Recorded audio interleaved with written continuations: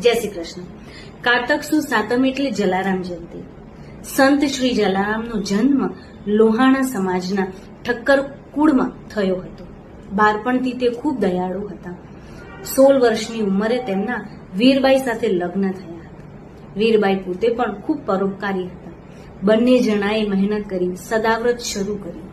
એક વખત ભગવાન પોતે સંતનું રૂપ લઈને વીરબાઈ પાસે આવ્યા અને કીધું, હવે હું ઘરડો થયો છું, ચાલો મારી સેવા કરવા.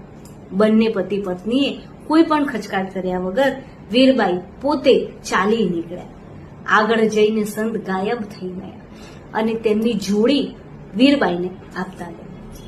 ગુજરાતમાં વીરપુરમાં આજે પણ સંત શ્રી જલારામનું મંદિર છે, જ્યાં 24 કલાક સદાવ્રત ચાલી રહ્યું છે. આજની તારીખમાં પણ ત્યાં કોઈ પણ વસ્તુનું દાન લેવામાં નથી આવતું. આ મહાનતા છે ગુજરાતના સંતની.